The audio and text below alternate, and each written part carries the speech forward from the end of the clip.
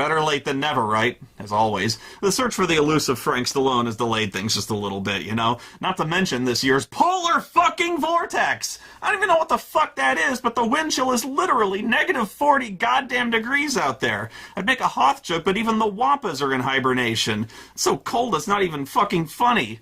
Hey, you, what the fuck is a polar vortex anyway? What? Oh, yeah, a polar vortex, of course. A polar vortex, in layman's terms, is a point of bad winter. Look, you never want to get caught in any kind of vortex. There's no such thing as a positive vortex, Spoony. It would take a scientist to explain.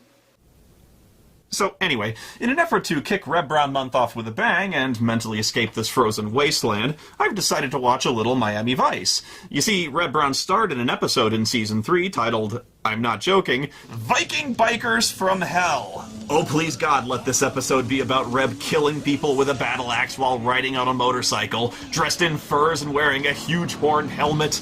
If you're not familiar with the show, I think all you really need to know is that it's about these two guys, Sonny Crockett and Ricardo Tubbs, two undercover cops out to disrupt organized crime and the massive drug trade in Miami. Sonny's played by Don Johnson, the guy who single-handedly revolutionized 90s fashion. Admit it, if you could pull off that white sports jacket look, you would. I'm just trying to figure out if I could pull off that hair. But enough of this. I want to see some Reb Brown action. Can you feel Reb calling in the air tonight? Oh man, what kind of Viking wears a polo? Your time has come. Actually, Reb just got out of prison for raiding villages in Newfoundland. The polo of shame was his punishment, but now his fellow Viking bikers from hell are here to welcome him back. Sure don't look like no scooter trash, Reb. Wait, hold up. Did he just call Reb Reb?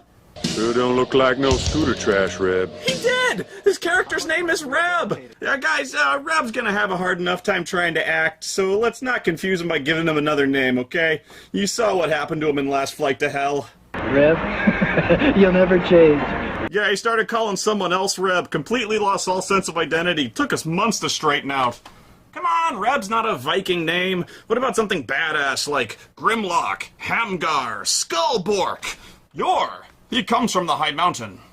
Sure don't look like no scooter trash, Reb. I must have been rehabilitated. Oh, do it, yeah! Whoa, yeah! What? You look good, Reb. You bring my peace?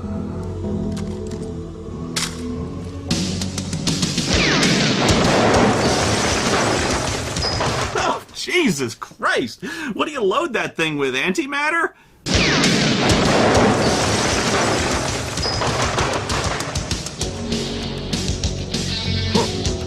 That's it? Reb Brown just obliterated a car. Oh, and by the way, 2 minutes in and already Reb has been more badass than Frank Stallone was in 2 fucking hours. Reb just annihilated a car, blew the motherfucker up like it was hit by artillery, but he did it with a handgun because he's Reb fucking Brown. And your reaction is, huh. Oh, you're not impressed, are you? Well, I can top that, because I got a better gun than Reb does, and I've seen all his movies, so I think I got his technique down. Booyakasha!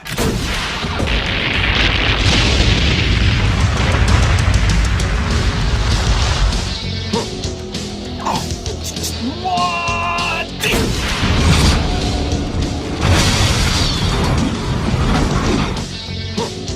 Okay, so, while Reb was in prison, his best friend, The Wire, yes, The Wire, got shot to death, and the first thing he wants to do is go to his funeral and go strike commando on the dumb sumbitch who did it. I'm gonna find him and exterminate him. I vote we don't go. Too many cops. Where's my scooter? Scooters? Reb Brown drives a fucking moped? Unless he starts riding around those little floor sweepers from Space Mutiny, this biker gang sucks. Viking bikers from hell should not be riding pussy one-cylinder Vespas. I guess scooter's just the word they're using for chopper? I don't know. I'm afraid of motorcycles. Hell, I'm afraid of bicycles. Shut up. Where's my scooter? You can ride on back to Charlie's. Charlie's? I don't ride on the back of nobody's scooter. Yeah, Reb don't ride bitch on nobody's scooter, man. Besides, I don't even think it'd move with the two of us on it. Anyway, they go to the funeral looking completely inconspicuous, standing there all dressed identically head to toe in leather, in Miami, in the summer. And wouldn't you know it, it was Sonny who killed Reb's friend while working undercover. It was a street shooting, Rico. Your straight garden variety street shooting. In which one Sonny Burnett takes out Edward the Wire Constantine and splits the scene. That's because there were civilians coming onto the street. Now what are they gonna do? Problem is, Reb doesn't really know who killed Wire, so I don't really know why he bothered coming down here. His only clues come from a videotape that Wire made containing his will. I'm coming at you from the other side, man. Dead. You believe it? Did it happen peaceful in my sleep, or was it like some evil forces? No, it wasn't us. It was the Warriors. You know, don't you, Reb? So take care of it. Dig? I mean, some cocaine cowboys done the wire. I want you to play Geronimo. Cocaine cowboy? What the you mean Snowflame? What the fuck are you talking about? Stop using slang! Reb, you out there, dude? I love you, man.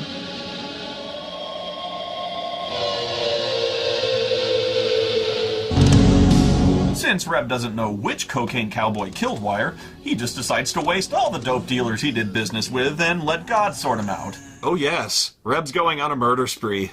I told you this month was gonna be good.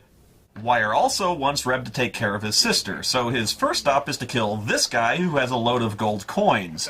Again, I'm not kidding, this turns into a gold heist. Where are the Krugerrands? You can't buy Krugerrands anymore. Where's my gold doubloons, matey? Is this a Viking thing? It couldn't have just been a load of cash? I mean, what's the point of stealing Krugerrands? I guess it's to make it all seem like high-stakes cocaine dealing stuff. Oh, it couldn't have been cash. It has to be much harder to transport and fence gold. Oh yeah, bring the crossbow, Billy. Let's start this one off subtle. That's the Viking way. Flowers for Mr. Salazar. Hey, are you one of those crazed bikers, you know, with the crossbows? Where's the money, Lebowski? You want that money, Lebowski?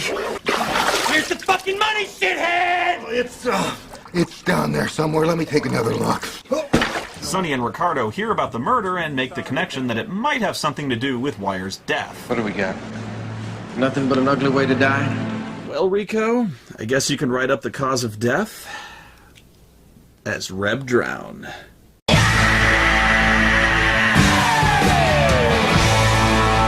After that, they go talk to Wire's sister to see if they can come up with any leads. Listen, your brother controlled over a third of the market. His departure created quite a void. Wait.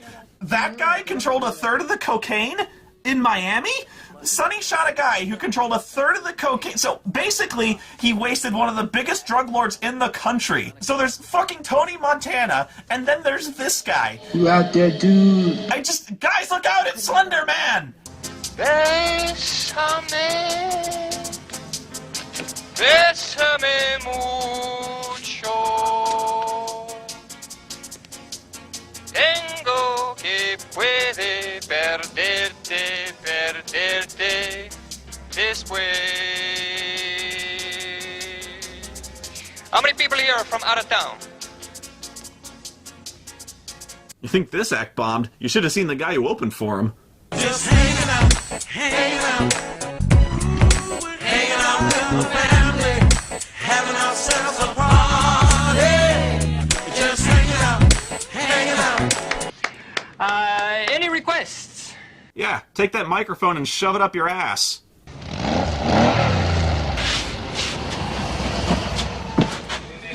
Nice chopper, man. It's a scooter, man. Apparently, the snitchy-looking guy's a snitch, so Reb strong-arms him and gets Sonny and Rico's cover identities, which puts them on Reb's hit list. And now they're officially in some deep shit. And they're starting to realize this when more and more of Wire's former associates are turning up dead in new and unusual poses. Valerian, Sutton, Mueller, Salazar, and Pena. All. There's gotta be a connection here. Well, yeah, they're all dead. Didn't he use the violators for security? Biker gang? And that means going to a biker bar for the requisite cop show biker bar fight. Hey, alright, bonus points for sliding a guy down the bar. See? Miami Vice gets it. I can do this all day, every day. Who is it? Give me a name. Your mama. Okay, baby girl! Who sent ya? Who sent ya? Sam fucking Beckenbaugh!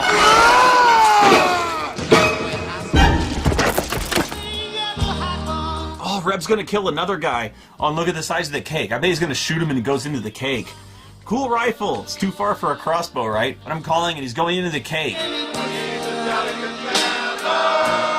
Oh, I'm sure he's a jolly good fellow, but shouldn't you be singing happy birthday? Oh, right, that'd cost money. Come on, shoot him in the cake. He's gonna blow out the candle and get shot and go into the cake. And they're not gonna fuck this up. Not this time. Do it! Do it! In the cake! In the cake! In the... Yes! Yes! That's Reb Brown, baby! There's no one who can touch him in your whole damn army! Nobody at the party really seems to care that the back of that guy's head just exploded. They sort of just calmly drift off like, oh, well, Carl's dead. Let's go see the chocolate fountain. Rico, I've seen a lot of hitmen in my time, but Reb Brown takes the cake. A classic psychopath. Incapable of emotion or regard for human life. Or acting. Finely tuned machine. Eager to destroy everybody and everything in his path. But why? Brackett is no mad dog killer. He is after something. The man is crazy. He's the devil incarnate. He makes Manson look like Mr. Rogers. You're comparing him to Charles Manson? He's got two other guys. He ain't exactly a cult of personality here. You know, like Hitler and Himmler. The man has killed literally hundreds of thousands of Jews with mustard gas. He cannot be killed with conventional weaponry, and he absolutely will not stop until you are dead! Make him sound like a robot. So the cops decide to stake out the few remaining guys who worked with Wire. Since they pretty much know exactly who Reb's going after now, it's only a matter of time before he falls right into their... Ah, shit!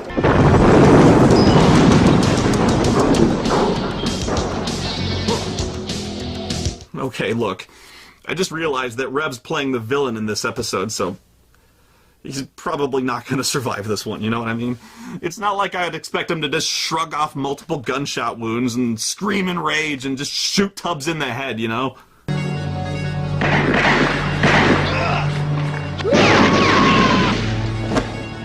Holy shit, he just shot Tubbs in the fucking head! Did Reb Brown just kill Tubbs? I don't remember this happening on Miami. How the fuck? This is yours! Rico? Your partner carry a rabbit's foot or something? It's supposed to be funny. Just wondering, 'cause he's got to be the luckiest patient in this hospital. Another 1/16 of an inch and you would have been in your dress. He's gonna be okay, right? Yeah, well, he's fine now, basically. Just got a bad concussion.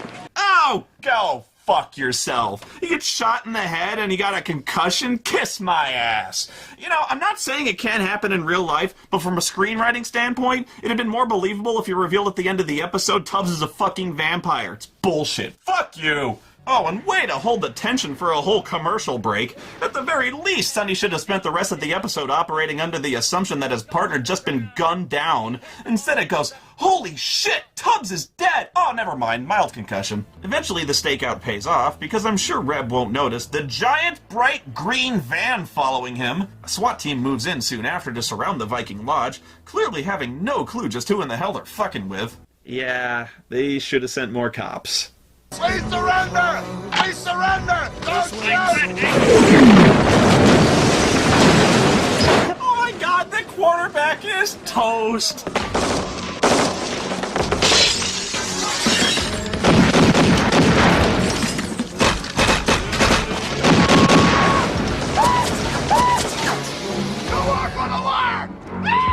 What the fuck was that?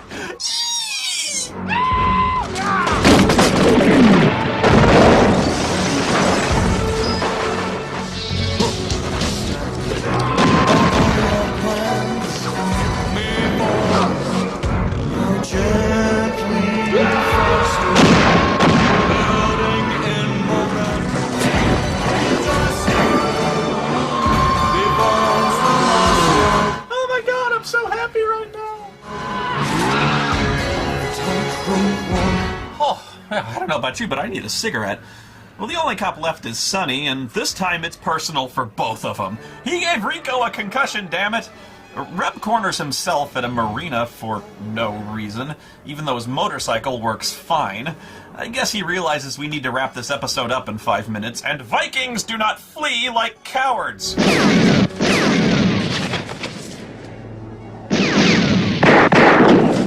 Oh no! Come on, Reb, you got this! Oh, you know what? He's fake. I bet he's faking. He's totally faking. Burnett! Look out!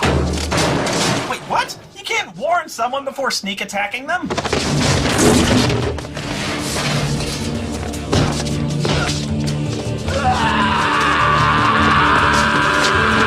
Yeah, punch Reb Brown. That's gonna work. It's like punching a tank in the tank face.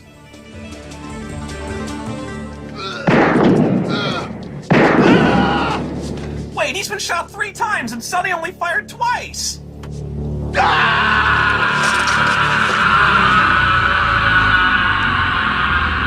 Oh my god! Did you see? He hit his head on the side of the fucking thing! We gotta see that again.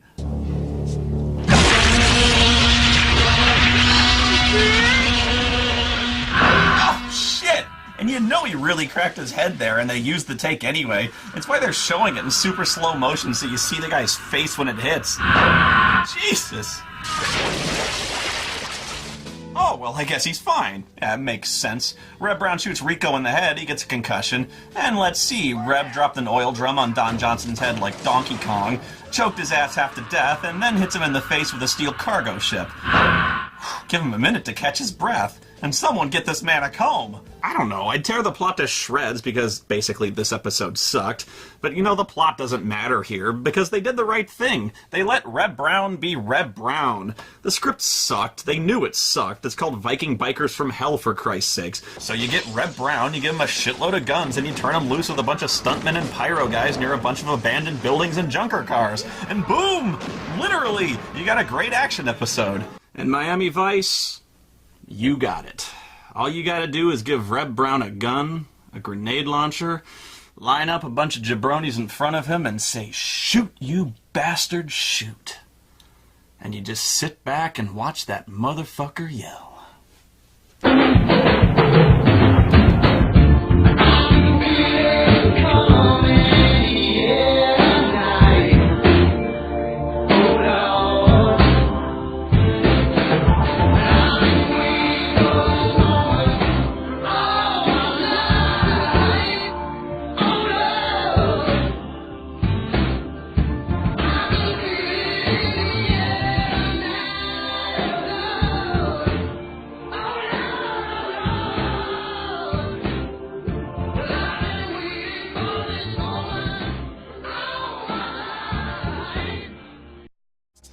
Bésame mucho. Kiss me and kiss me again. You know what E. Cummings said about that? Kisses are a better fate than wisdom. How many people here are from out of town? Where are you from, huh? ¿Dónde tú eres? Boca Raton. No, I mean, where were you born? Los Angeles, huh? How about those Lakers, huh? Luck for MVP, huh? Well, you know what they say? Bésame, bésame mucho. ¿Cómo se puede una bote ser último?